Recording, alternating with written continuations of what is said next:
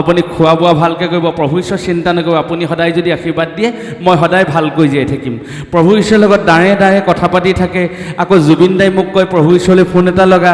প্ৰভু ঈশ্বৰে মোক কয় তুমি গুৱাহাটীত আছা নেকি, জুবিন গাৰ্গৰ লগত কথা পাতিম, কথা পতাৰ ব্যৱস্থা কৰি দিবা। এই গোটেই ব্যৱস্থাখিনিত আমি কাণ্ডাৰী হৈ থকাৰ সৌভাগ্য হৈছিলে। আৰু প্ৰভু ঈশ্বৰে মোক এটা দায়িত্ব দিছিলে যে আউনীআটী সত্ৰত নাম সমাৰোহ পাতিম, জুবিন গাৰ্গক তুমি নাম গাবলৈ আনিব লাগিব। তেতিয়া প্ৰভু ঈশ্বৰক এটা কথা কৈছিল যে প্ৰভু ঈশ্বৰ আপোনাৰ যদি কৃপা হয়, আপুনি অসমৰ দিহানামক নেপথ্যৰ পৰা এখন মঞ্চ দিলে, যি নামে উজনি নামনি, আমি আজি নেগেৰা নাম দেখিছোঁ, থিয় নাম শুনিছোঁ, জোনা নাম শুনিছোঁ, বৰচাপৰি নাম শুনিছোঁ, দেখিছোঁ, ক'ৰ পৰা পাইছোঁ? তাৰ নেপথ্যৰ ব্যক্তিজনে হ'ল আউনীআটী সত্ৰাধিকাৰ প্ৰভু ঈশ্বৰ।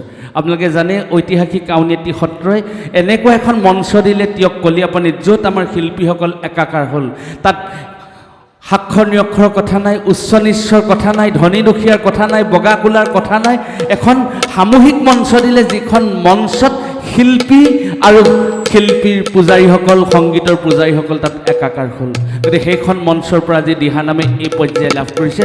দিহানাম জগতৰ এজন সামান্যতম ছাত্ৰ হিচাপে সেই কথা আমি অনুভৱ কৰোঁ। আৰু আজি 35টা বছৰ দিহানামক নিজে জীৱন আগবঢ়াই পানি যি পাইছোঁহি, তাৰ নেপথ্যৰ ব্যক্তিজন, দিহানামক আগবঢ়াই লৈ যোৱা ব্যক্তিজনৰ নেপথ্যৰ ব্যক্তিজন আউনীআটী সত্ৰাধিকাৰ প্ৰভু ঈশ্বৰ। সেইকাৰণে আপোনালোক পুণ্যাত্মাসকলৰ সন্মুখত থিয় হৈ এই কথা ক'বলৈ পাই নিজকে ধন্য বুলি ভাবিছোঁ। হয়তো যমৰাজাৰ আগতো ক'ম, যিদিনাখনি মৃত্যু হ'ব, যে নাম গাইছিলোঁ 35 বছৰ, চৰকাৰী চাকৰি এটাও ত্যাগ কৰি থৈ আহিলোঁ। প্ৰণৱ গগৈ ছাৰে দিছিলে, অসম বিধানসভাৰ সচিবালয়ত চাকৰি দিছিলে, সেই চাকৰিও দিহানাম গাবলৈ নোপোৱাৰ কাৰণে এৰি থৈ আহিলোঁ। এতিয়া ক'বলৈ বাধ্য হৈছোঁ যে এনে এজন পুণ্যাত্মাই এনেকুৱা এখন মঞ্চ দিছিলে, য'ত নাম গোৱাৰ কাৰণে প্ৰভু আপোনাৰ এই চাকৰি এখনো এৰি থৈ গুচি আহিব লগা হ'ল। আজি এই কথাষাৰ এইকাৰণে কৈছোঁ যে নহ'লে এই পুণ্যাত্মাসকলক আমি হয়তো ভাগ্যত লগ নাপাম। আজি জুবিনদাৰ লগত প্ৰভু ঈশ্বৰৰ এটা সম্পৰ্ক আছে। মোক জুবিনদাই এদিন কৈছিলে যে আউনীআটী সত্ৰলৈ যাম, প্ৰভু ঈশ্বৰে বনোৱা ভাত খাম। এবাৰ প্ৰভু ঈশ্বৰে মোক ক'লে তুমি জুবিন গাৰ্গক সত্ৰলৈ আনিব লাগিব, তোমাক এটা দায়িত্ব দিলোঁ যে তুমি এই চোলাটো লৈ যোৱা। এই চোলাত 2টা চোলা চিলাবা। এই কাপোৰ এটা দিলে মোক, পাটৰ কাপোৰ, সকলোৱে শুনিব। এটা চোলা তুমি পিন্ধিবা আৰু এটা চোলা জুবিন গাৰ্গলৈ লৈ যাবা। আৰু এইখন পাটৰ ধুতি তুমি পিন্ধিবা, আৰু এইখন পাটৰ ধুতি জুবিন গাৰ্গক দিবা, আৰু এইখন কপাহী ধুতি, এই ধুতিখন তুমি পিন্ধিবা। পাটৰ চোলা, পাটৰ চেলেং, পাটৰ গামোচা, পাটৰ সমস্তখিনি পাগুৰিলৈকে প্ৰভু ঈশ্বৰে দি মোক জুবিন গাৰ্গ ডাঙৰীয়াক নিমন্ত্ৰণ দিবলৈ পঠাই দিলে। মই পবিত্ৰ মাহিতা ককাইদেউৰ লগত যোগাযোগ কৰিলোঁ। ককাইদেউয়ে তেতিয়া ক'লে যে তই গুৱাহাটীলৈ আহিবি, মই সমস্তখিনি কৰি দিম। তাৰপাছত মই পবিত্ৰ ককাইদেউক লগত কথা পাতিলোঁ, বিমান বৰুৱাৰ লগত কথা পাতিলোঁ। বিমান বৰুৱাই ক'লে যে তই গৰিমাৰ লগত নিজে কথা পাতিবি আৰু জুবিন গাৰ্গকটো লৈ আহিবি। মই গৰিমা বৌৰ লগত কথা পাতিলোঁ, জুবিনদাৰ লগত ঘৰলৈ গ'লোঁ, আহি প্ৰভু ঈশ্বৰৰ কথা ক'লোঁ। জুবিনদাই নাম গাবলৈ আহিলে আৰু প্ৰভু ঈশ্বৰক সেৱা সৎকাৰ কৰিলে। জুবিনদাই সিদিনাখনি এটা নাম গাইছিলে, যমুনাৰ ঢৌ দেখি ৰাধা পাৰত বহি কলীয়া কানাই কাষে চপাই দিয়া না।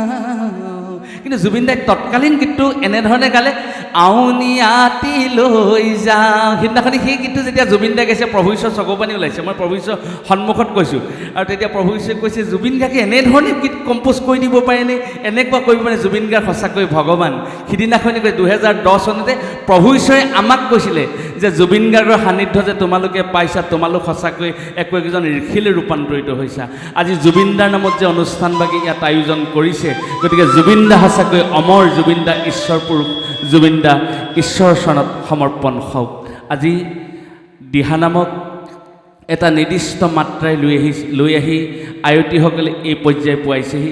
আউনীআটী সত্ৰাধিকাৰ প্ৰভু ঈশ্বৰ আহিছে। আউনীআটী সত্ৰাধিকাৰ প্ৰভু ঈশ্বৰে শুভ উদ্বোধন কৰিব। আৰু আপোনালোকে বিশেষকৈ ইয়াত নতুন প্ৰজন্ম আছে। এটা সময় আছিলে, আমি যেতিয়া কংকিত সময়ত দিহানাম গাইছিলোঁ, দিহানাম কোনে গায়? এটা সময়ত মানুহৰ ভাৱ আছিলে যে গাঁৱৰ চহা গাঁৱলীয়াসকলে লাও তলত দিহানাম গায়। দিহানাম গাওঁতে টোকাৰীখন বজায়, আৰু টোকাৰী নবজাবি হেৰৌ লাও লোৱা হবি, আমাক তেনেধৰণে তুচ্ছ তাচ্ছিল্য কৰিছিলে।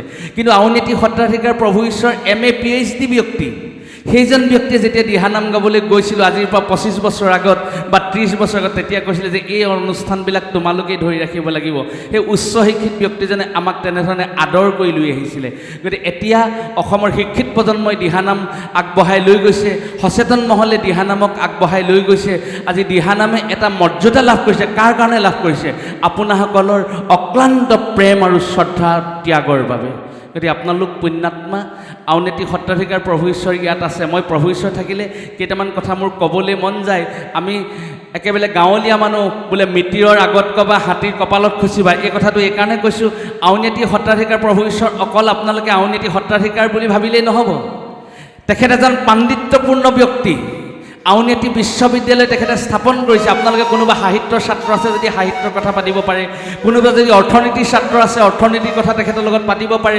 বাণিজ্যিক বিভাগৰ যদি ছাত্ৰ আছে বাণিজ্যিক বিভাগৰ কথা তেখেতৰ লগত আলোচনা কৰিব পাৰে বিভিন্ন ক্ষেত্ৰত তেখেতৰ পাৰদৰ্শিতা থকা যিজনাক মহাপুৰুষ শ্ৰীমন্ত মাধৱদেৱে যে শংকৰদেৱক সৰ্বগুণাৱতাৰ বুলি কৈছিলে আজি শংকৰ মাধৱ আমাৰ মাজত নাই সেইকাৰণে মই এইটো অত্যুক্তি কোৱা নহয় মই প্ৰভু ঈশ্বৰক তোষামোদ কোৱা নাই মই নাম গোৱা মানুহ আমি আমাৰ মুখে নাম ওলাই থাকে আমি তোষামোদ কাকো কৰিব নোৱাৰোঁ পাপে চুব আৰু আমি কোৱা কথাবিলাক যদি কোনোবাই তোষামোদ বুলি সমালোচনা কৰে তেওঁকো কিন্তু নৰকলৈ নিবোৱা কৈছোঁ এই কথাটো খোলাখুলিকৈ কৈছোঁ গতিকে প্ৰভু ঈশ্বৰক যিমানকণ বুজি পাওঁ প্ৰভু ঈশ্বৰ এনে এজন ব্যক্তি ৰাতি 1টা বজাত ফোন কৰোঁ প্ৰভু ঈশ্বৰ শ্ৰীমদ ভাগৱতৰ আমুক নামষাৰ মই ধেমাজিলৈ আহিছোঁ নাম গাব লাগিব পদটো ক'ত পাম তুমি আমুকৰ পদটো চাই ল'বাচোন এনেধৰণে ক'ব পৰা আমাক গুৰুত্ব দিয়া ব্যক্তিজনেই হ'ল আউনীআটী সত্ৰাধিকাৰ প্ৰভু ঈশ্বৰ যিজন প্ৰভু শিশুৰ লগত শিশু যুৱকৰ লগত যুৱক কিশোৰ লগত কিশোৰ তেনে এজন মহান পুৰুষে আজি অনুষ্ঠানভাগি উদ্বোধন কৰিব আমি দিহানাম জগতৰ এজন ছাত্ৰ হিচাপে অন্তৰকৰণে ভাল পাইছোঁ মই বাৰে বাৰে নিৰ্মলা দাসক মই ধন্যবাদ এইকাৰণে জনাইছোঁ